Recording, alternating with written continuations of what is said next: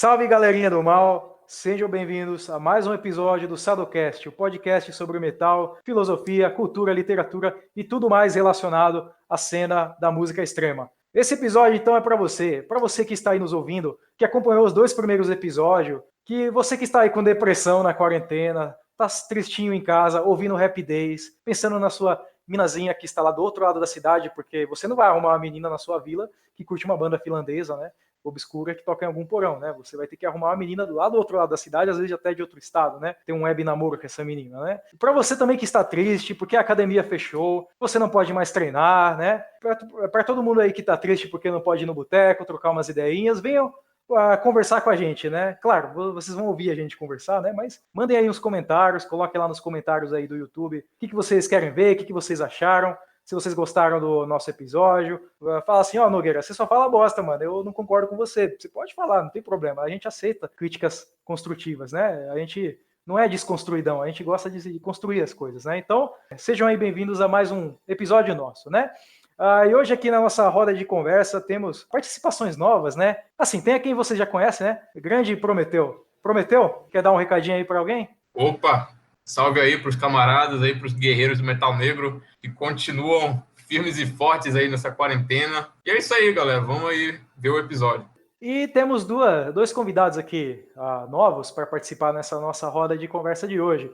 Temos o camarada Arthur Lima de Brasília, estuda ciências políticas na UNB. O cara é muito bom aí nesse assunto, né? Ele estuda o assunto, ele pode falar aí com muita propriedade. E claro, né, não só de política, mas ele também é um fã de metal, participa da cena, gosta do metal extremo também. Então, Arthur Lima, seja bem-vindo aí ao nosso episódio. Opa, salve camaradas, agradeço o convite para participar aqui, um salve para todos aí das ordens profanáticas que galgam a meia-noite aí ouvindo o nosso podcast. Não só meia-noite, né, para você que levanta cedinho, para ir trabalhar, põe o podcast no celular, no trenzão, né, escuta.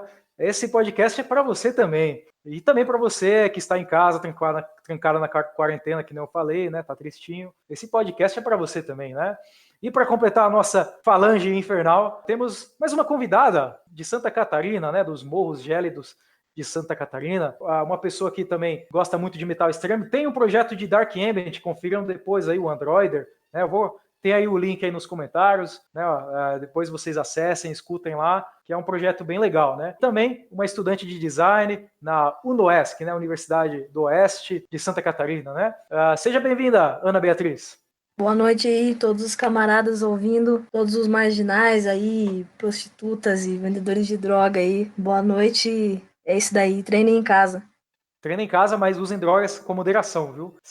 Não vão ficar chapando aí, vomitando na calçada, porque isso é feio, tá? A mãe de vocês não gosta disso, a mãe de vocês não ralou a vida inteira para criar um filho metaleiro que fica usando droga na rua, viu? Então, com moderação, beleza? Então é isso aí. Antes da gente começar aí nossa conversa de hoje, queria comentar algumas coisas, comentar os lançamentos, né? Lançamentos, descobertas que a gente faz, né? Porque vira e mexe a gente faz novas descobertas, né? Descobre algumas bandas legais, tem lançamentos, né? Eu queria comentar de um lançamento que descobri aí há pouco tempo, desse ano, né?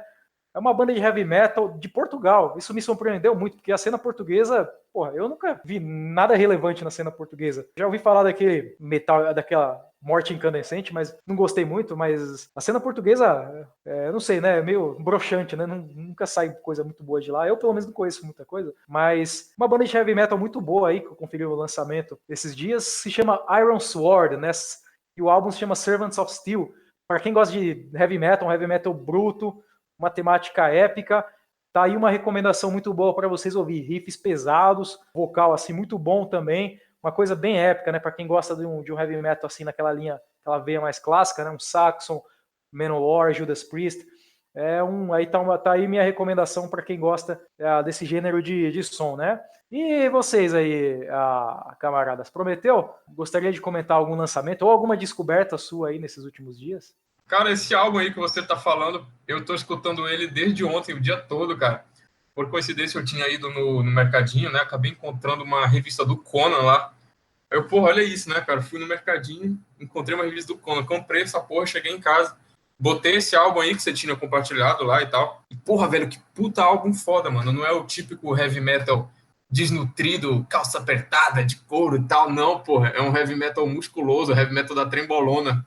Até treinei ouvindo essa porra aí. Muito bom, recomendo pra todo mundo aí. Iron Sword, pode crer. Esse é heavy metal anabólico mesmo, viu? Não tem nem gritinho agudinho, nem nada. Não que isso seja ruim, né? Tem bandas que tem gritinhos agudinhos que são bons, né? Mas, sei lá, de um tempo pra cá, surgiu uma moda aí nessa cena speed metal de fazer tipo um hip-hop dos anos 80 que é uma coisa meio zoada, assim, pelo menos na minha opinião, né? Aproveitando, tem uma outra banda de Portugal que também um camarada me recomendou, porque eu sempre quis conhecer bandas de Portugal que cantassem em português. Me recomendaram uma banda de heavy metal também, de Portugal, chama Cruz de Ferro. É uma banda aí bem interessante também, que toca um heavy metal com letras em português. Tem temas assim bem épicos também. É interessante que eles têm uma música sobre a Batalha de Aljuba Rota, que é uma batalha assim muito que tem um peso muito grande na mentalidade portuguesa, que é a mentalidade mítica, simbólica, né? Tá aí mais uma recomendação para quem gosta desse gênero aí do heavy metal, né? E você, Arthur, gostaria de comentar algum lançamento ou descoberta sua recente? Pra gente conversa, sim, eu já conheci esse projeto. A primeira contato que eu tive foi com uma música que me tratava sobre o mito do Quinto Império. Eu não cheguei a escutar muito na época, mas eu tinha achado interessante, inclusive pelo próprio vocal. Eu achei fluido. Muitas vezes tem gente que critica, né, que não gosta de metal em outra língua que não seja inglês, tem esse preconceito porque não acha que tem a mesma fluidez ou naturalidade do inglês, mas eu realmente acho que esse é um dos álbuns que quebra um pouco essa imagem, assim. Eu gostei mesmo de um projeto, eu não cheguei a me aprofundar na época, mas realmente eu recomendo aí para alguém que está afim de escutar um heavy metal mais diferenciado, ou escutar metal em uma outra língua, ou ouvir até outras lendas, outros mitos, fora o tradicional nórdico, ou enfim. Essa banda aí, Cruz de Ferro, achei muito legal. Essa história aí de que o inglês é mais fluido para metal, que metal tem que ser inglês, eu acho isso aí não tem nada a ver. Claro, né, o metal ele nasceu em terras anglo-saxãs, né, então o inglês ele teve essa relevância maior no metal, né. Eu vejo que hoje muitas bandas preferem cantar em seus idiomas nativos, né.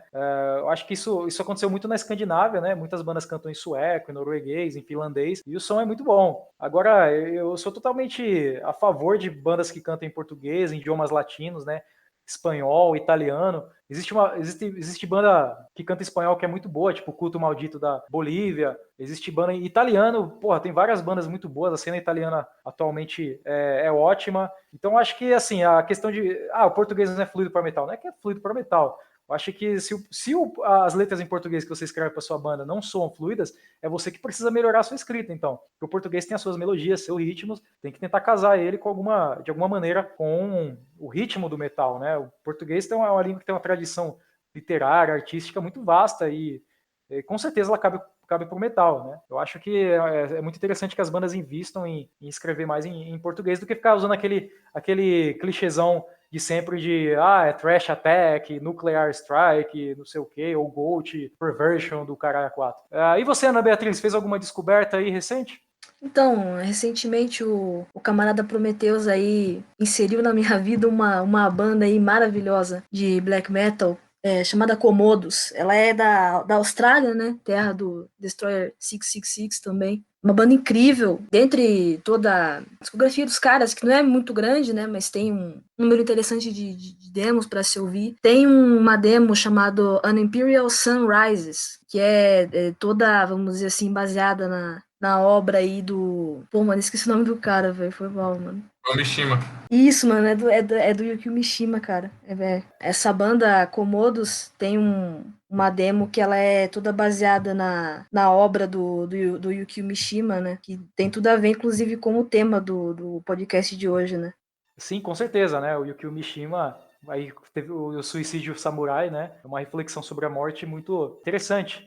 Ultimamente, quando eu ando escutando, assim, principalmente em Black Death Metal, ando escutando algumas bandas com essas temáticas mais minimalistas e brutas. Eu tava curtindo muito Primitive Warfare, Caveman Cult, e uma banda que eu acabei encontrando por acidente no YouTube é uma banda chamada Skrull. É uma banda de black metal com umas pegadas punk, e o tema é realmente bem primitivo, bem animalesco. É uma banda muito boa. Ela é dos Estados Unidos, ela é bem nova. Eu não sei mais ou menos o tempo que ela começou, mas as demos são de 2018, 2019. Se alguém tá afim de escutar um black metal bem cru, rápido, com uma pegada bem punk, eu recomendo essa banda aí.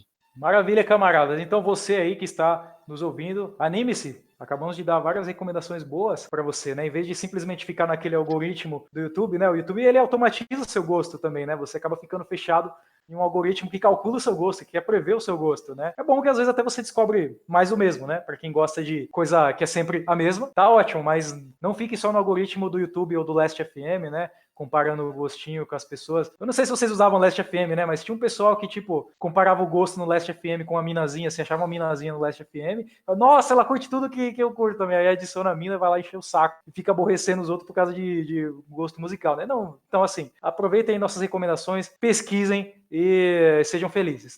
Mas aí, retomando o tema aí do Yukio Mishima, né? O Yukio Mishima, ele foi um ativista político, né? Foi um escritor de certa relevância aí na literatura, assim, recente japonesa. Teve o suicídio ritual, né? Tá bem ligado com essa temática samurai, do harakiri, que é uma reflexão sobre a morte, né? É isso aí. Antes de começar o nosso tema, eu gostaria de fazer alguns comentários sobre comentários dos nossos podcasts anteriores, né? Primeiro, né, teve um usuário aí do YouTube que comentou, né, o Perum 100, tá o nome dele assim, comentou que é muito legal o nosso podcast, que a gente tá metendo a real, né? Agora a gente é uma voz daqueles que não tinham voz dentro da cena. Pô, muito bom. A nossa intenção era justamente essa. E além por um lado, esse pessoal progressista, esquerdista que tem na cena, e do outro, esse pessoal aí liberal, direitoide, neoconservador, né? A gente quer dar uma visão um pouco mais diferente, mais dissidente, uma via alternativa, né, para quem gosta de metal, para aproveitar essa música não só como um mero entretenimento musical, mas até uma arte um pouco mais elevada, né? Então a gente simplesmente, com esse podcast, essa iniciativa, a gente fala para esse pessoal, né? Senhores, não somos progressistas, também não somos liberais, somos outra coisa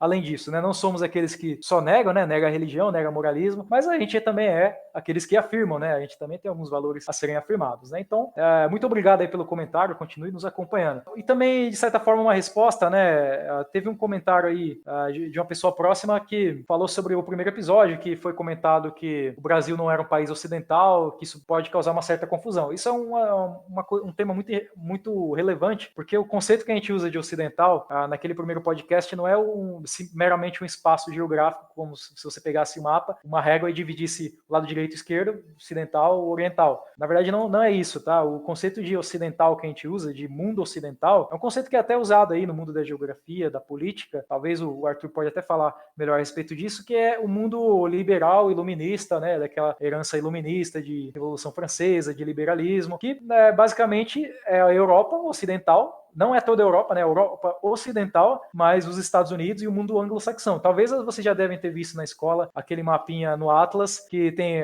uma divisão de hemisfério norte e hemisfério sul. E tem nessa porra desse mapa que eu sempre achei ridículo. A Austrália faz parte do hemisfério norte. E, ironicamente, a Austrália, que é um país que por nome significa sul, né? Alguma coisa no sul, faz parte do hemisfério norte. Aí você vê que não é meramente uma questão de divisão geográfica sob régua, né? Mas é uma divisão ideológica de mundo. E então, sob essa definição, nós não consideramos o Brasil como parte desse mundo ocidental, liberal, iluminista, mas é um mundo à parte, uma civilização aí ibero-americana, latina, diferente, né? Só para não causar confusão, porque isso causa uma confusão do caralho, né? Especialmente entre aquele pessoal Olavete que fala de reviver o mundo ocidental. Ok, então vamos ao nosso tema de hoje, né? A Ana Beatriz comentou aí dessa banda que tem temas baseados em Yukio Mishima. Yukio Mishima, para quem não conhece, foi um autor de grande relevância na literatura mais recente, acho que pode dizer contemporânea, japonesa. Ele escreveu alguns romances, os romances dele são bem populares, né? Eu fui na feira, por exemplo, na feira da USP, ano passado eu vi vários títulos dele lá pelos estandes,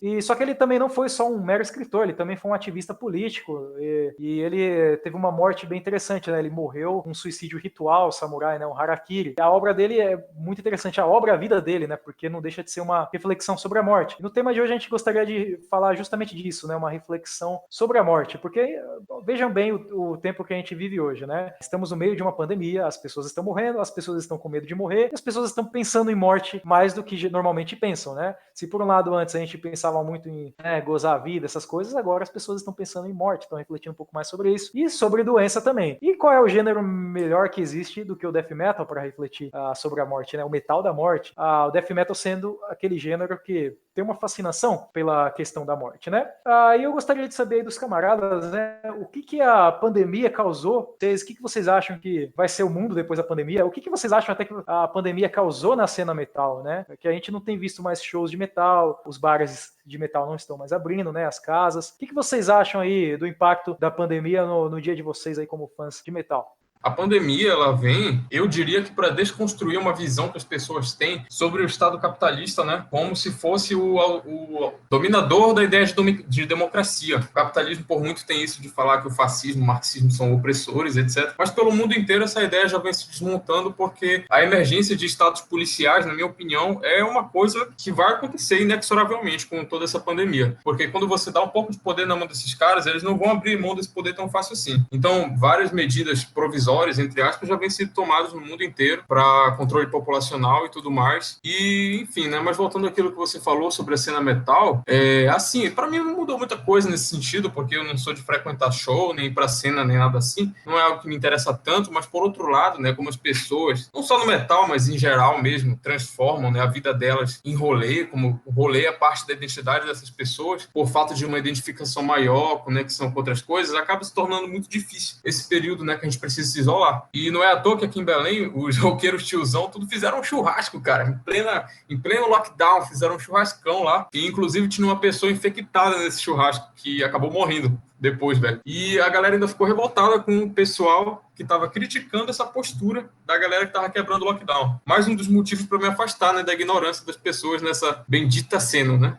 Meus parabéns, né? Meus parabéns. Porra, fazer um churrasco no meio do lockdown. É claro, né? O ser humano ele tem um pouco dessa coisa de ignorar o perigo até o perigo bater a sua porta, né? Por isso que eu acho que até o death metal, nessa temática da morte constante, né? Quando a gente aprecia ela na arte, é uma forma interessante até de refletir como a roda da fortuna gira muito rápido, né? Às vezes a morte bate na nossa porta de maneira muito inesperada, né? E você, Arthur, como tem sido aí a quarentena para você em Brasília? Para mim, particularmente, a quarentena está sendo relativamente tranquila, apesar por certas questões de ter parentes de risco e tudo mais. Só que isso já é uma coisa meio pessoal. Mas para a cena em si, de metal, eu vejo duas coisas. Uma coisa que o camarada Prometheus falou, que é sobre essa identidade de rolezeiro, eu vejo muito como também essa dependência como uma coisa que é ela oriunda da própria degeneração que o capital faz com os movimentos contra a cultura. Então você tem o metaleiro que para ele, o death metal, o black metal, qualquer outra coisa, qualquer outro gênero, é simplesmente aquela coisa do rolê e tudo mais. Tanto até que eu não vou citar nomes nem nada, mas muitas vezes se a gente for, como a gente está falando agora, como um tema como death metal e a questão da morte, se a gente for também ver outras pessoas falando sobre esses gêneros e os conteúdos, eles vão falar muito mais das questões práticas, a banda nasceu em tal época e tudo mais, do que de fato a relação da banda com o conteúdo. Mas assim, essa parte mais fashion, mais modista, realmente vai ter um choque, tanto pela questão da de sentir da realidade física, a diminuição do espaço físico, a questão do perigo, como o próprio camarada Prometeu falou da história do cara que faleceu, então muitas não estão tomando choque da realidade de que o estilo de vida deles que estavam tomando não vai prosseguir mais, só que isso não significa exatamente tipo uma grande catástrofe para a cena do metal ou cena musical. Por exemplo, a gente vive na época hoje da internet e de uma rápida comunicação, e a gente tem espaços hoje para divulgação de bandas, comprar tapes, material, então é possível apoiar bandas, inclusive criar movimentos. Por exemplo, acho que alguns já sabem que tem um crescimento de bandas que estão com um toque de black metal e toque de rock psicodélico, como Assassination, Black Magic SS, Elder Guys, e essas bandas, você vê que são umas bandas que estão crescendo pela internet, você não sabe quem são os membros, você não sabe direito de onde elas vêm, algumas a gente sabe mais ou menos das gravadoras, mas mesmo assim são bandas que estão aproveitando o espaço da tecnologia para se difundir e crescer. Então, assim, o metal, que é um movimento de música contra a sua essência, não pode continuar vivo e crescendo, mesmo numa época de pandemia. Inclusive, vai ser algo que vai se refletir em seus conteúdos, letras daqui para frente. Mas realmente o pessoal que depende mais do rolê, que depende mais dessa necessidade diária e dessa fuga mais do que buscar o conteúdo artístico, vai realmente ficar mais prejudicado. E esse tipo de caso não estamos vendo só pelas terras do camarada Prometeu, mas em outros lugares também, em outras cidades, em outras regiões do Brasil e com certeza fora do Brasil também, a gente pode ver esse tipo de coisa.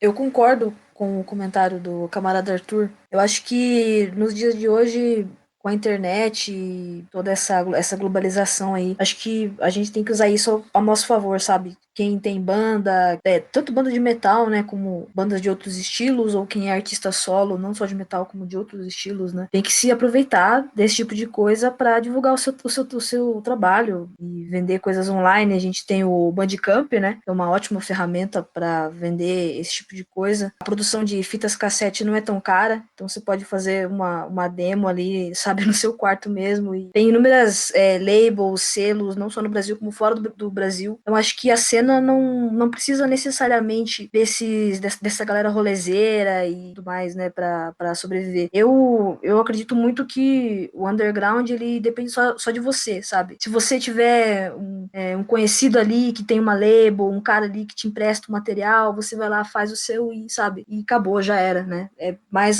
você querer fazer, botar a mão na massa. E quanto a mim, assim, pessoalmente falando, pra mim não faz muita diferença, não. Porque eu nunca fui muito de rolê e a cena aqui, né, como eu moro no interior, não é muito grande, a cidade é pequena, então pra mim não faz muita diferença também. Mas o pessoal, assim, que depende de se autoafirmar e que depende da opinião dos outros ali pra se sentir mais metaleiro, mais true, né, essa galera tá sentindo bastante, sim. Comentários bem legais, né? Essa questão da internet, claro, eu acho que ela facilita muita coisa. Com softwares que a gente tem hoje, algumas facilidades, é muito mais tranquilo gravar um projeto musical, né? Eu mesmo já tive projetos musicais assim, eu conseguia gravar praticamente sozinho, em casa, eu conseguia fazer minha própria divulgação, né? Isso facilita muito, muito diferente de uma cena mais ali de 30 anos atrás, ou até 40 anos atrás. Porém, eu acho que tem um lado muito negativo nisso aí também, porque se você tinha aquela atitude muito ceneira, poser, sabe, fora da internet, ali nos bares e nos shows, eu acho que essa atitude pode acabar sendo traduzida para a internet, né? Fica falando muita bobeira na internet, postando um monte de foto que não tem nada a ver, querendo promover a guerra tá tal cena, a pessoa tá queimada na cena, tipo, vira um teatro na internet. Se existe um teatro fora da internet já de cena, esse teatro vai se transferir para a internet, aquela atitude de attention whore, sabe? De ficar chamando atenção o tempo todo, né? Porque as pessoas vão sentir falta umas da outra, vão começar a surtar dentro de casa e vai traduzir esse surto para a internet, né? Na minha opinião, isso é muito capaz de acontecer. Agora, a questão da mídia também é muito interessante, porque se existia aquele paradigma antigo do metal como produção de material, você tem que comprar o material do vinil, da fita e não sei o que mais, né? Hoje esse formato aí do MP3, o formato digital, ele ajuda muito. E as pessoas, não existe mais aquela questão de, se você não compra o material, você não apoia. Você também pode apoiar uma banda comprando o download dela no Bandcamp, por exemplo. Você paga ali pelo formato digital, baixa o álbum, recebe os encartes. Claro, ter um play físico, a mídia física é muito melhor, porque existe um ritual ali de você abrir a mídia física, ler o encarte, existe um valor maior, né? Por exemplo, eu gosto de colecionar livros, então existe um certo apego pela mídia física do livro, em vez de você ler um e-book em PDF. Então, você ter o material físico é muito legal também. Mas, claro, agora com esse momento, né, que o dólar tá em alta, tá tudo custando muito caro, fica muito difícil a gente comprar álbum importado, ou até mesmo pegar de uma distro daqui que importa esses álbuns. Eles ficam muito caros e não dá, né? A gente acaba gastando muito. Então, o MP3 acaba sendo um formato interessante. Às vezes você faz o download, ele vem até com um encarte digital para você ler, tudo mais. Claro, existe um charme, né, de você ter o material físico. E existe um charme também da cena fora da internet, né? Você ir lá, conversar, participar dos shows. Isso é muito bom. A gente precisa socializar também, conversar com as pessoas. Só que também, por outro lado, tem algo que me incomodava um pouco em alguns shows que eu ia, que assim, ia tocar tantas bandas à noite, mas o pessoal ficava mais fora, na porta, conversando, do que assistindo as bandas de fato. Porque nem sempre as bandas eram muito interessantes mesmo. Então, o pessoal ficava lá fora conversando, tomando uma cerveja e não assistia as bandas. Ou seja, parece que o propósito ali do show meio que se perdeu, de certa forma. Se bem que o metal extremo, ele sempre foi muito underground, né? É sempre poucas pessoas que assistem shows de fato, né? Que nem diz o Machete, né? Em show true não cola mina, né?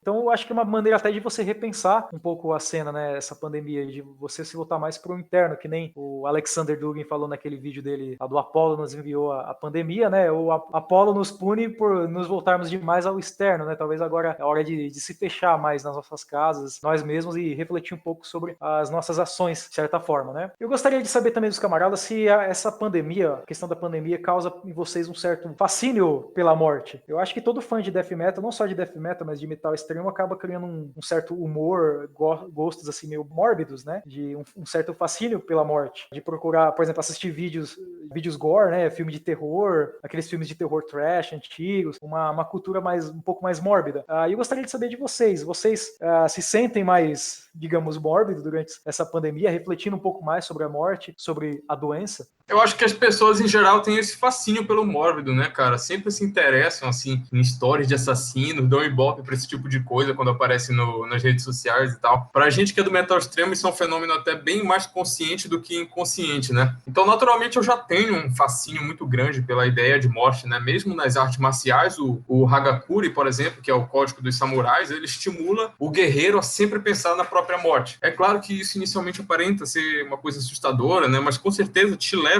a estados diferentes de consciência e te direciona para coisas mais edificantes e menos banais e tal. Claro, considerando que o fator do niilismo seja domado do jeito certo também, né? Sim, realmente. Na cultura do Bushido, né, das artes marciais, existe uma reflexão constante sobre a morte, né? Tanto é que tem alguns monges orientais, eu não sei se o pessoal aí já viu foto, dos monges orientais olhando para crânios e cadáveres, refletindo sobre a morte, né? Que um dia ela vai vir, que você vai ser aquela mesma coisa ali em algum momento. Você, Arthur?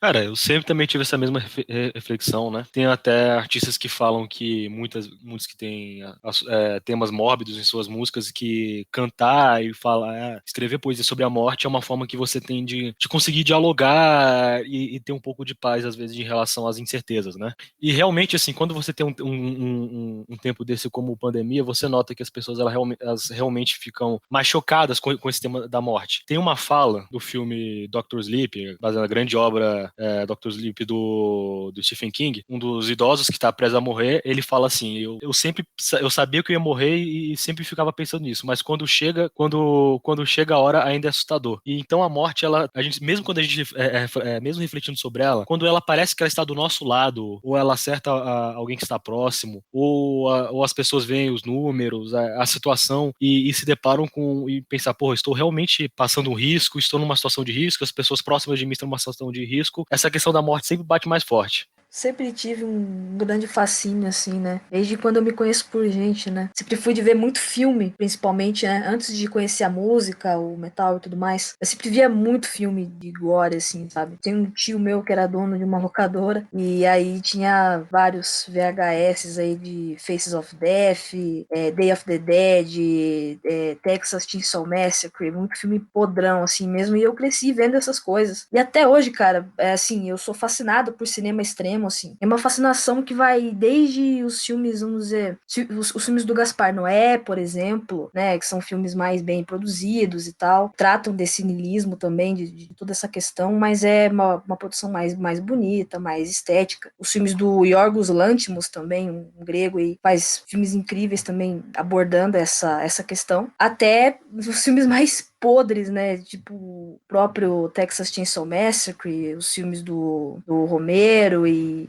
por aí vai, né. E, recentemente, né, eu descobri um nicho aí do cinema extremo que eu não conhecia, assim. Eu sabia, né, do Faces of Death e do Traces of Death. São duas séries de filmes aí que reúnem pseudo cenas reais. Eu falo pseudo porque algumas foram provadas já que são mentiras, né, mas na época a galera acreditava, né, que eram cenas reais de mortes, acidentes reais e tudo mais. E eu acabei descobrindo que isso é um nicho no cinema, sabe? As pessoas vão atrás de cenas reais e de assassinato, de crimes, toda a brutalidade que você pode imaginar, e elas fazem uma compilação e vendem isso, né, como filme e tal. O ócio da quarentena e todo esse clima de morte me fez descobrir que existe esse gênero aí no cinema extremo.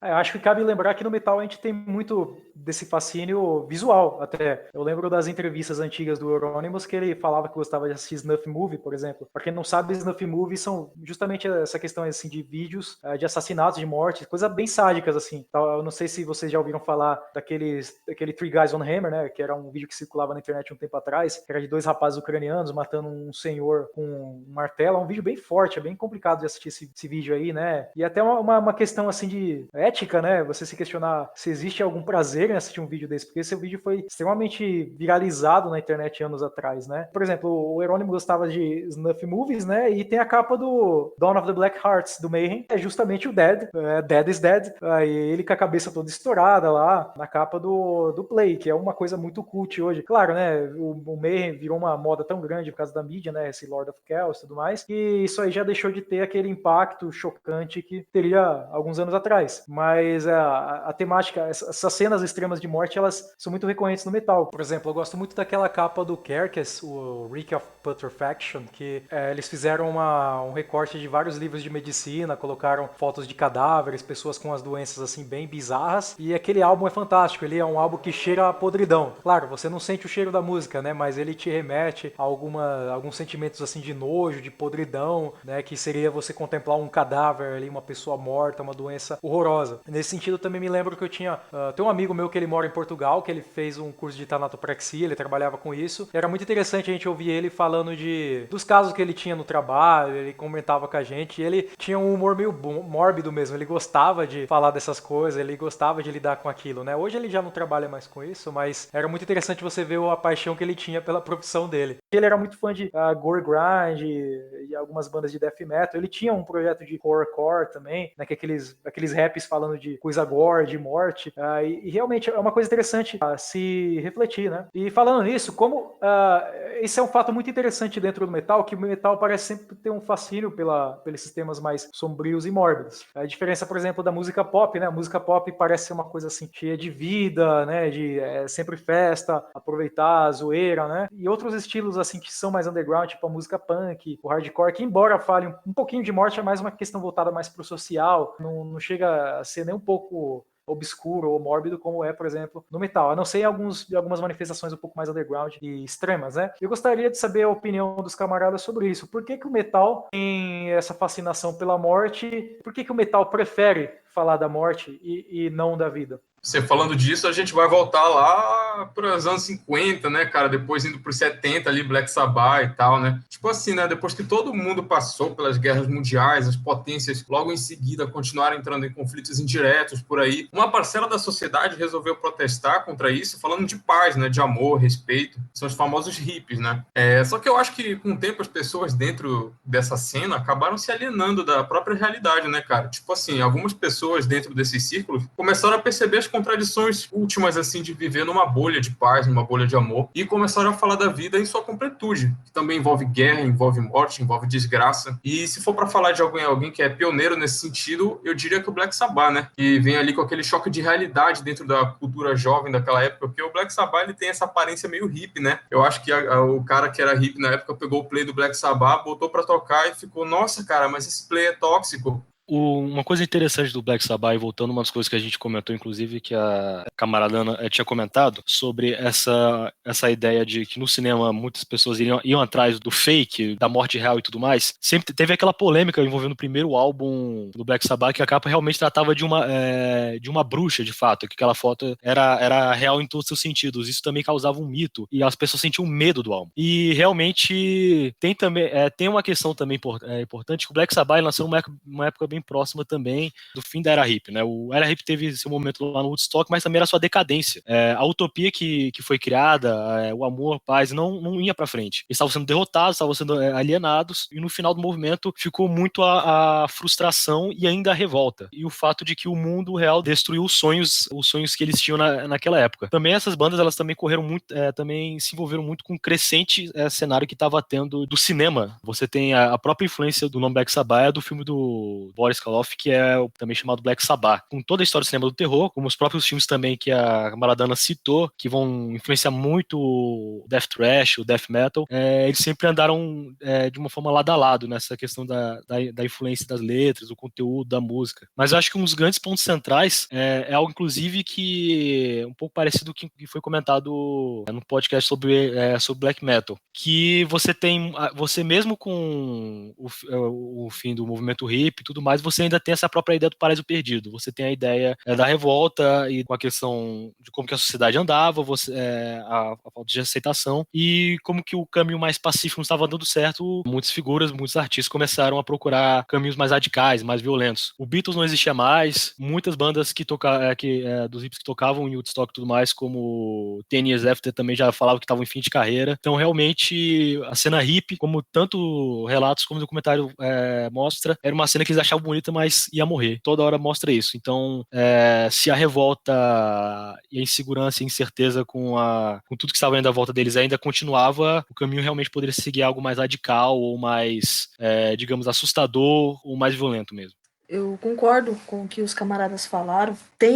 Além de toda essa questão da época que surgiu e tudo mais, né? A cena hippie, no meu ponto de vista, né? É uma cena que já nasceu morta, né? Mas tem a questão da estética também, né? Que é como o Chuck Schuldiner do Def, né? Frontman do Def falou numa entrevista nos anos 90 que não faria sentido a música com tamanho peso, com tamanha agressividade que eles faziam na época, né? Nos seus 3 primeiros discos ali, depois virou mais técnico, né? Não faria sentido uma música com tamanho peso, cara. Ter uma estética bonitinha, coloridinha, ou um nome bonitinho, né? É morte mesmo, sabe? O que passa pelas letras e pela estética é exatamente isso, sabe?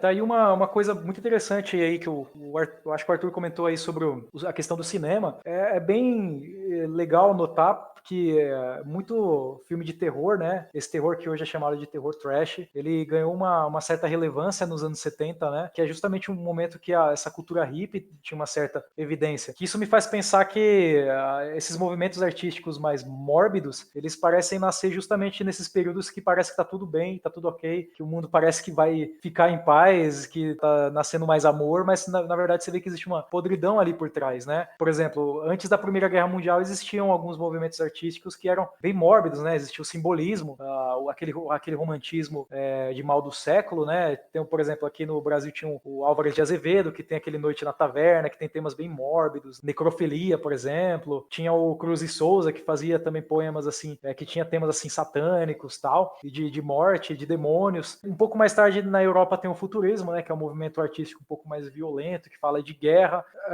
E aí vem a Primeira Guerra, que eu acho que parece que finalmente toda aquela podridão que tinha ali, que já estava sendo abordada artisticamente, até talvez com uma crítica a esse tipo de paraíso, aquela Belle Époque, a Primeira Guerra vai e revela todo aquele lado mais sombrio do ser humano, né? Na Primeira Guerra, por exemplo, surgem alguns poetas ali daquele expressionismo alemão também. Tem um que eu não me lembro o nome agora, mas ele tem um poema muito, que eu acho muito bonito, que ele fala que ele tá chegando, é uma cena dele entrando num hospital, né? Que tá todo mundo morrendo, que ele fala daquele cheiro de podridão, os cadáveres, as infecções. Tem um outro poeta também que é o August Ström, ele também é desse movimento expressionista alemão, que ele tem alguns poemas assim bem melancólicos, ele chegou inclusive a morrer na guerra, e também tem o futurismo, o desenvolvimento do futurismo mais tarde, que ele é interessante nesse sentido aí. E aí depois acaba a Segunda Guerra Mundial, vem mais uma guerra brutal, e parece que algumas coisas iam se resolver, mas nem tanto, né, porque ao mesmo tempo que esse movimento hippie aí, ele surge, né, paz e amor, ao mesmo tempo que existe uma guerra armamentista, né, uma corrida armamentista entre a União Soviética e os Estados Unidos, né, tem os testes das bombas nucleares, né, Tsar Bomba, por exemplo, e assustava as pessoas, né, existia um grande medo, que eu acho que aquele filme, o Watchmen, né, aquele filme de super-herói, ele parece que captou muito bem esse clima de medo da época, né, e nesse mesmo momento surge o Black Sabbath, né, o Black Sabbath meio que descendo a voadora, ele já vê que, por exemplo, aquela capa que eu acho genial do Black Sabbath, Never Say Die, que tem aquele piloto de caça com aquela máscara, né, e aí esse título do álbum, né, Never Say Die, né, nunca diga morrer, eu acho que é muito simbólico dessa época, né? Talvez um paraíso perdido mesmo, né? E vocês, camaradas, quais são as bandas assim de metal que vocês mais gostam, que vocês acham que fazem uma reflexão interessante sobre a morte? Olha, eu gosto bastante, assim das tradicionais, né, cara? Morbid Angel, Death, o próprio Carcass, que vocês citaram aí, porra, Reek of Putrefaction foi ali a minha pré-adolescência inteira. O Autopsy também e tal. Mas, assim, tem umas bandas novas saindo que tem uma pegada Death, assim, mais voltada pro Doom também. É um som mais arrastado, que combina pra caralho com toda essa imageria da morte e tal. Enfim, pra quem quiser sacar mais esse tipo de som, eu indico duas bandas, que é o Disma e o Chapel of Disease. As duas bandas mandam um som, porra, sei lá, monolítico, direto do pântano. Escutem lá. Muitas bandas que eu gosto, por exemplo, Autopsy, que é uma banda que eu me amarro de death metal, uma das minhas favoritas. Existem muitas bandas novas que fazem também, que fazem bom uso das letras, mas uma banda, assim, que eu gosto também do jeito que, pelo menos ela tratava certas questões mórbidas e tudo mais, é o Dark Angel, que é uma banda bem clássica de thrash metal, e ele teve duas épocas, né, uma que acho que o pessoal gosta mais, que é do primeiro vocalista, eu não vou me recordar agora o nome dos dois vocalistas, eu sabia mais alguns anos atrás. Tem um álbum que eu acho muito interessante, que é o Time Does Not Heal, e é um álbum que do início ao fim trabalha questões da morte, a questão do tempo e a questão até de como tratar a vida de uma forma bem interessante, assim. Eu acho que, no geral, na cena de thrash metal que tava tendo, tirando algumas bandas como Possessed e Slayer, aquele foi um álbum que eu achei, tipo, bem trabalhado na questão de morte, bem aprofundado o tema, a letra letra em si, comparada a outras bandas de thrash metal que tava em sucesso naquela época, o Dark Angel tratava de uma forma bem mais pesada, bem mais tocante, eu diria. É isso. Eu gosto, né, dessas bandas aí que o camarada Prometeu citou também, bandas mais, vamos dizer assim, que tem letras mais bem escritas, bem pensadas, né, o Dayside, o Morbid Angel, mas, pô, eu sou fã mesmo da Podreira, cara, nossa, mano, eu gosto demais, cara, essa estética de livro de medicina, sabe, é bem o que a mais famosa, né, é o Carcass, né, que usava bem essa estética, mas, pô, cara, tem o Rotrevor também, que é uma banda clássica, maravilhosa, né, de gore e tal, as primeiras demos, assim. Tem o Titan Blood também, o Pungent Stench, que é um pouco mais famosinha, né, do lado do Carcass aí. E tem a minha favorita, cara, que é o Impétigo, cara. Nossa, Impétigo é sensacional, porque une exatamente isso, cara. Une a estética dos filmes, né, dos filmes snuff, do VHS dos anos 80, com a música podre, cara. Então você vê, pô, tipo, quem é fascinado por cinema escroto, né, e por música é o melhor dos dois mundos, assim. E hoje em dia tem um movimento aí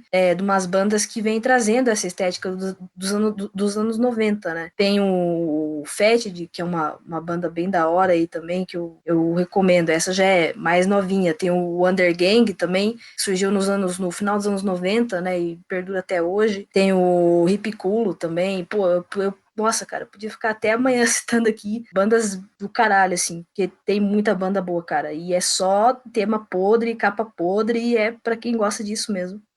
Eu gosto muito de uma banda. Eu comentei no começo do episódio sobre a cena punk que é muito mais difícil de abordar temas mórbidos, como se faz o metal, mas existe uma banda punk que é muito mórbida, que eu gosto muito desde assim da minha juventude, que é o Misfits, né? O Misfits tem umas músicas bem alegrinhas, assim, quando você escuta a primeira vez parece bem alegre, aquela musiquinha de fazer rodinha punk, mas os temas deles são muito mórbidos, eles pegam um pouco eles captam um pouco essa imagem do terror trash, né? Aqueles filmes de terror antigos. Eu lembro que quando eu comecei a ler as letras do Misfits, né, quando eu era mais novo, eu ficava impressionado. Tipo, eles fazem um som punk assim bem, parece até alegrinho, mas tem uns temas bem mórbidos assim, né? Umas coisas bem violentas até. Mas indo um pouco mais pro metal, dentro dessa temática assim de médica, né, por assim dizer, essa de podridão, eu gosto muito do Carcass, eu acho os trabalhos do Carcass, os iniciais ali, muito geniais. Eu até gosto daquela fase mais death metal melódico deles, mas eu acho em questão de temática ali e imagem, o Carcass me parece assim a banda assim que foi mais genial nessa temática de aquela coisa patológica assim de doença, né? A morte, você refletir a morte em termos mais naturalistas. O que mais? Eu gosto do Death no começo, o Death no início era uma banda bem morte mesmo, Death. Tem aquela capa Leprosy que eu acho ela fantástica também, né? De certa forma combina um pouco com o nosso momento, né? Um momento de epidemia. Tem umas reflexões legais, mas o Death teve uma transição, né? Eles mudaram um pouco aquela temática sobre morte, mas para uma coisa mais reflexão filosófica, até um humanismo, quem sabe. Mas eu gosto muito do Death também no início, é uma banda que eu acho ótima, mas eu tendo a gostar mais de bandas que abordam a morte, mas de uma maneira um pouco mais assim de questionar filosoficamente, né? Tipo as bandas de black metal, acho que as bandas do death metal sueco tem coisas muito interessantes também, tipo Necrophobic, Unanimated. Se bem que essas bandas já não são aquele death metal extremamente bruto, né? Uma coisa mais melódica. O Dissection veio aí nessa cena também. E as bandas de death metal americano tem algumas boas também, se bem que eu gosto mais do Dayside, que é um pouco mais, fala mais de satanismo, né? Nem tanto de morte. Tem as bandas de black metal também que refletem muito sobre a morte de outras maneiras. Tem o Funeral Mist, aquele projeto paralelo do Mortos, do Marduk, que ele tem umas faixas assim que tem uns trechos daquele filme O Sétimo Selo, que é um filme sueco, que eu acho que é um filme maravilhoso, assim, em questão de reflexão sobre a morte, né? Pra quem nunca assistiu esse filme, é aquele filme que tem a cena do Cavaleiro Templário jogando xadrez com a morte, né? E, assim, resumindo, a história é um Cavaleiro Templário que volta pro país dele, e aí o país dele tá sendo dominado pela peste, pela praga, peste negra, e aí aposta com a morte que se ele ganhar da morte no jogo de xadrez, ele continua vivendo, né? E ele começa a se questionar, um filme muito interessante. Tem uma banda que eu gosto muito também naquela temática mais patológica, médica, é uma banda um pouco menos conhecida, né? Que se chama Pulmonary Fibrosis, da França. A banda de gore grunge, eu vi eles ao vivo há alguns poucos anos atrás. Eles tocaram aqui perto da minha cidade. Só vieram 2 caras da banda, que a banda era francesa. Parece que o vocal e guitarrista namoravam uma menina daqui, e eles vieram tocar só com 2 caras. Mas, pô, foi um show do caralho, um dos melhores shows que eu vi. Apesar de que o lugar se chamava O Porão, era um porão mesmo, de fato. Era tipo um lugar minúsculo, mal dava espaço pra gente aproveitar o som ali legal, e ainda o vocal ainda incentivava a gente a fazer, agitar ali mosh e tal, e impossível, porque com pouco espaço, os instrumentos ali super perto. Mas são bandas assim que eu recomendaria em questão de reflexão sobre a morte, né? Pois é, cara, aproveitando que você falou desse filme, né, do Sétimo Selo, porra, o Bergman é um dos meus diretores favoritos, cara. E eu acho que esse é um puta filme que tem tudo a ver, assim, com o que a gente tá vivendo no momento, né, que é justamente isso, é um filme medieval, é um filme que trata da peste e tudo mais. Tem toda aquela imageria de morte que foi financiada pela igreja em função da peste, tem tudo a ver com o que a gente tá vivendo hoje em dia, né? Eu não vou dar muitos spoilers sobre o filme e tal, apesar de ser um filme antigo, né? Mas o filme é basicamente um memento mori, tem vários personagens de estratos sociais diferentes e tudo mais, e todos eles ali têm os seus dilemas com a vida, seus dilemas com a morte, apesar de serem de estratos sociais diferentes, né? A gente tem o cavaleiro, que é o nobre, mas todos eles, né, são levados pela morte para dançar na dança da morte, né, cara? Então, pô, eu acho um puta filme perfeito para falar desse momento que a gente tá vivendo. E como é um filme antigo, não é muito fácil de encontrar ele. Pra galera que quiser assistir, tem no YouTube aí, procurem o que vocês acham. Inclusive, falando sobre filmes, o Zé do Caixão morreu há pouco tempo, né? Ele foi um cineasta brasileiro que gravava filmes de terror. Eu não sei se os camaradas gostam dos filmes dele. Eu, particularmente, não conheço muito da obra dele, mas vocês já assistiram, gostam da obra dele?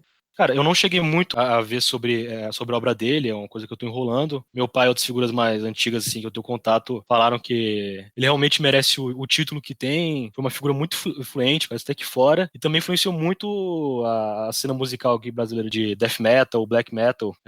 Eu acho que realmente deve ser uma nossa referência cinematográfica, assim, se a gente tá falando do Sétimo Selo suecos, pode ser que Zé do Caixão possa ser nossa referência mórbida e de terror e horror para as bandas brasileiras. O camarada Arthur falou aí, né, que parece que ele é bem conhecido na gringa, e cara, eu vou te falar, mano, ele é muito conhecido na gringa, velho. O pessoal chama ele de Coffin Joe lá, e os filmes dele são bem cultos, assim, tipo, o pessoal que gosta de terror trash reconhece bastante ele como, assim, um dos principais diretores do Brasil, e o principal diretor de terror do Brasil, né. Isso é fato, assim, no terror nacional, sabe, ele é o mais famoso, é o mais icônico, né. Pra quem quiser ver, eu recomendo o A Meia-Noite Levarei Sua Alma e o Essa Noite Encarnarei no Seu Cadáver. Apesar dos nomes serem bem canastrões, assim, o próprio personagem do Zé do Caixão é bem canastrão, assim, mas é massa, assim, pra quem gosta de terror trash,